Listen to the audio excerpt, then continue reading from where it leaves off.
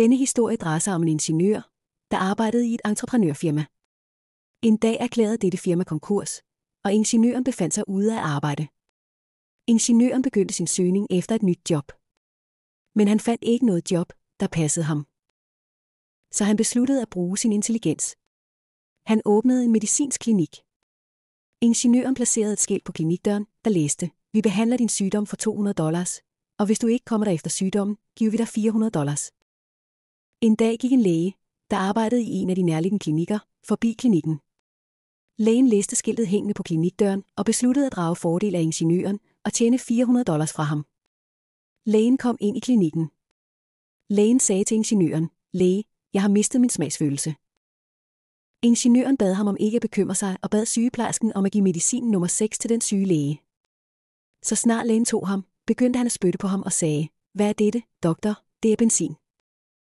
Her svarede ingeniøren: "Hvad er din åbning nu? Du er blevet helbredet, og din smagsfølelse er vendt tilbage.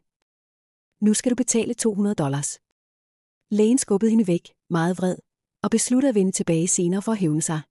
Efter 4 dage vendte lægen tilbage til klinikken igen og sagde til ingeniøren: "Læge, jeg lider af hukommelsestab.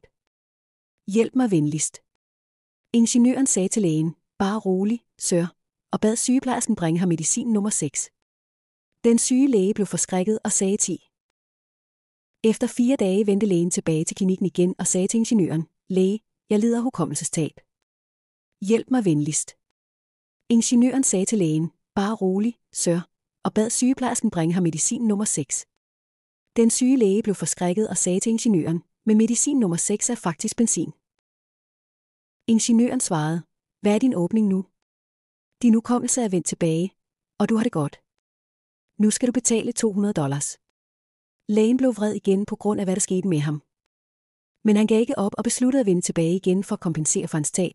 Efter flere dage vendte lægen tilbage til ingeniøren og sagde til ham: "Læge, jeg kan ikke se.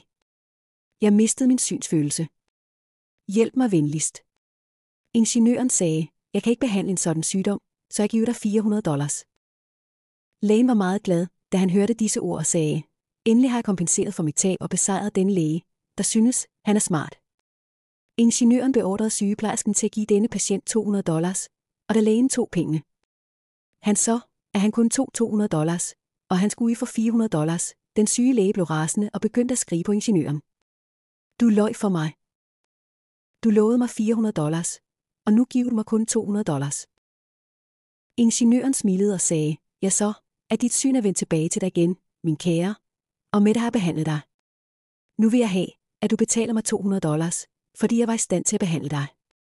Så overgav den syge læge sig og var overbevist om, at han aldrig ville være i stand til at narre denne smarte ingeniør. Han betalte $200 og forlod klinikken og vendte aldrig tilbage.